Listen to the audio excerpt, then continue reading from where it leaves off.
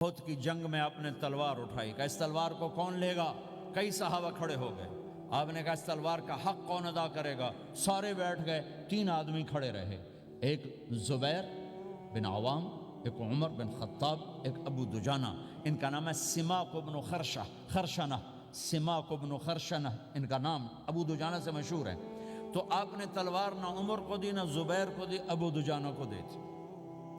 تو عمر رضی اللہ عنہ نے تو محسوس نہیں کیا، حضرت زبیر نے محسوس کیا کہ اس کو کیوں دی، مجھے کیوں نہیں دی؟ میں مہاجرین میں سے ہوں، میں پھوپھی کا بیٹا ہوں، میں اس سے دلیری میں کم نہیں ہوں۔ بلکہ حضرت زبیر کی دلیری کی تو دھاک تھی، جدھر سلوار چلتی تھی کاٹتی چلی جاتی تھی، کہنے کہ میں دیکھوں گا یہ کیا کرتا ہے۔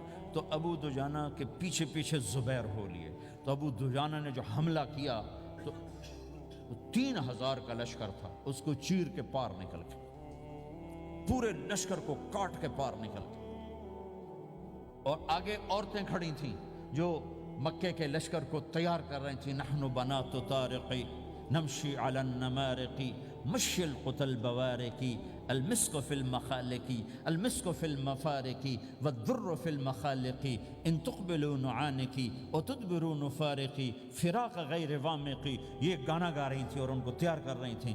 تو جب ابو دجانہ کی تلوار نظر آئی تو سب بھاگی، ہندا پکڑی گئی۔ تو آپ نے یوں اپنی تلوار ہندا کے سر پر رکھی، انہوں نے چیخ ماری، تلوار ہٹا لی۔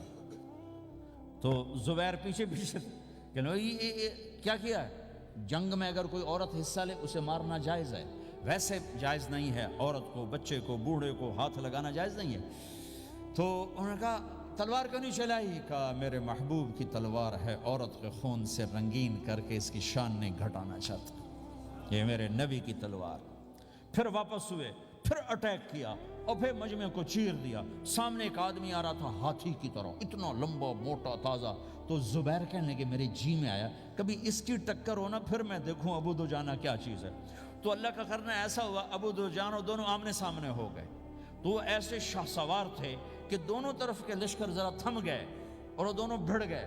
ابو دجانہ کے اپنے جوہر، اس پہلوان کے اپنے جوہر، غبار اٹھا، مٹی اٹھی، اور اس کی اپنی طاقت، ان کی اپنی طاقت، انہوں نے ابو دجانہ کو اس نے زخمی کر دیا۔ ابو دجانہ نے جو جوش میں آ کے ماری تلوار، اس کو لگی یہاں، تو اتنی طاقت سے لگی کہ اس کے نیچے اتر کر 2 ٹکڑوں میں تقسیم کر دی۔ ماری تو ایک حصہ ادھر، ایک حصہ، پھر یوں دیکھا اور اپنے چہرے سے لوہے کی ٹوپی اتاری، کما ترا انا ابو دجانہ، کیا دیکھ رہے ہو؟ میں ہوں ابو دجانہ، تلوار صحیح لی ہے میں نے، غلط نہیں لی۔ یہ ابو دجانہ ہیں۔ اور جب شکست ہو گئی احد کی جنگ میں، اور پھر 10-12 آدمی نے آپ کو گھیرے میں لیا ہوا تھا، ان میں ایک ابو بکر تھے، عمر تھے، علی تھے، طلحہ تھے، زبیر تھے، سعد بن ابی وقاص تھے، اور سہل بن حنیف تھے، عبادہ قتادہ بن نعمان تھے، اور ابو دجانہ تھے رضی اللہ تعالی عنہم۔ ان میں سے ایک ابو دجانہ بھی تھے۔ اور یمامہ کی جنگ میں ابو دجانہ شہید ہوئے، یمامہ کی جنگ میں شہید ہوئے۔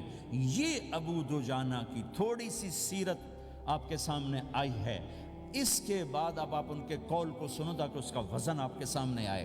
یہ بدر کے شریک ہیں، اللہ کے نبی نے کہا بدر کا صحابی جو مرضی کرے بخشا گیا۔ یہ صلح حدیبیہ کے شریک ہیں، اللہ نے قرآن میں کہا لقد رضی اللہ، میں ان سے راضی ہو گیا۔ یہ صحابی ہیں، اللہ نے کہا کلا وعد اللہ الحسنی، اے میرا نبی تیرے ہر صحابی کے لیے جنت کا وعدہ ہے۔ اور اب یہ کیا کہتے ہیں؟ یہ کیا کہتے ہیں لوگو؟ ان ارجع عملی عند، لوگو میرے پاس، ابو دجانہ میرے پاس بخشش کا سب سے بڑا عمل جانتے ہو کیا ہے؟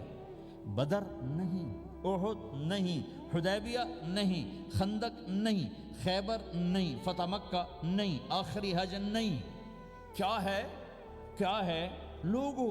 ان ارجع عملی عندی، میرے پاس آخرت میں بخشش کا سب سے بڑا عمل بس ایک ہے کہ ما آذیت احدا بلسانی، میں نے اپنی زبان سے کبھی کسی کو دکھ نہیں پہنچایا۔ ولا اجد فی قلبی غلا لاحد، اور میرے دل میں کسی کے لیے بغض کوئی نہیں ہے، بس یہ میری بخشش کا عمل ہے۔